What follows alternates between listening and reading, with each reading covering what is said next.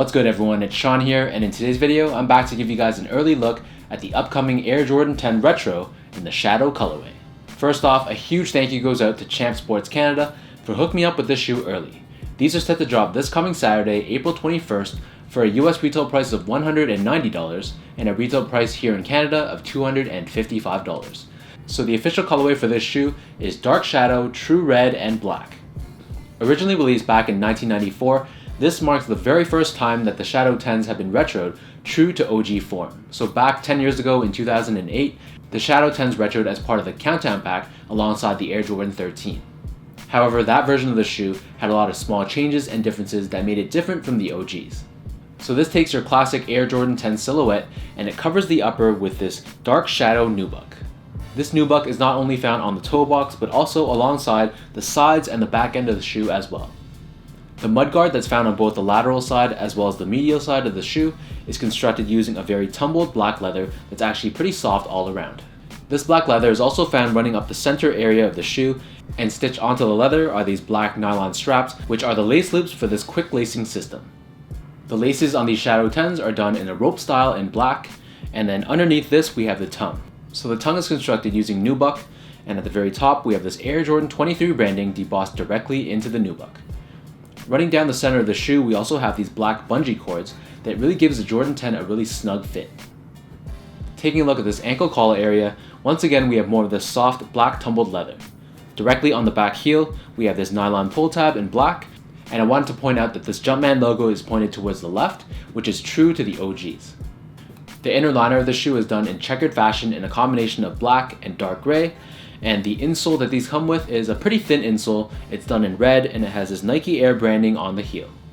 One final thing is that on the back of the tongue, we have this Air Jordan Collection logo that's stitched directly onto the tongue. This is unlike the originals, so for the originals, instead of this branding, instead we had the size label stitched directly onto the back. These Shadow 10s sit atop this foam midsole that's completely blacked out. Encapsulated within the midsole, we have a full-length Nike Air bag. Flipping these over to the bottom, here we have your classic Air Jordan 10 outsole. So of course we have the list of Michael Jordan's accomplishments in his career, starting with 1985 Rookie of the Year at the very bottom, ending with 1994 and beyond at the very top. Tying this all together, we have this Jumpman logo on the heel, done in true red. Sizing wise, so I find that the Air Jordan 10 fits a little bit more on the snug side. So I measure as a true size 10 slightly wide on the Brannick device, which is that metal contraption that you measure your foot with in shoe stores. For the most part, I wear size 10 for my Air Jordans, except for certain models like the Air Jordan 1 and the Air Jordan 3. So Champs Canada sent me this in a size 10, and while they fit from a length perspective, they were a little snug around this midfoot area. So as I mentioned earlier, with these bungee cords, this really hugs and locks in your foot around this area. So overall, I'd recommend sticking with your true Jordan size if you have normal or skinny feet, but if you have wider feet, then definitely go up a half size. Comfort wise, so the Air Jordan 10 provides pretty average comfort. So there is a full-length airbag within the midsole, but to be honest, I couldn't really feel it. Whether or not the Shadow 10s require some break-in time remains to be seen, but overall, just from my quick impression, these gave me pretty average comfort overall.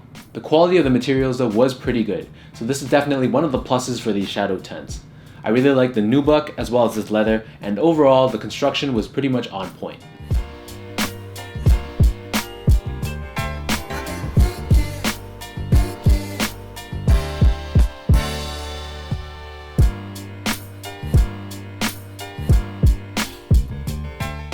So now let me lace up these Shadow 10s and show you guys how these look on feet.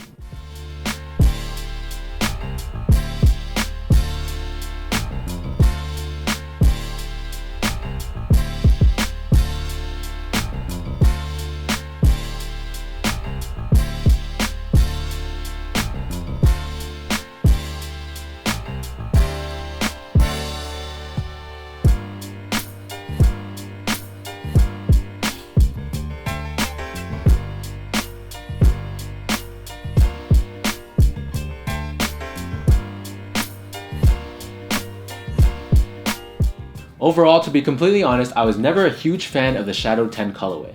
To me, it always looked kind of boring, and I still feel that way today.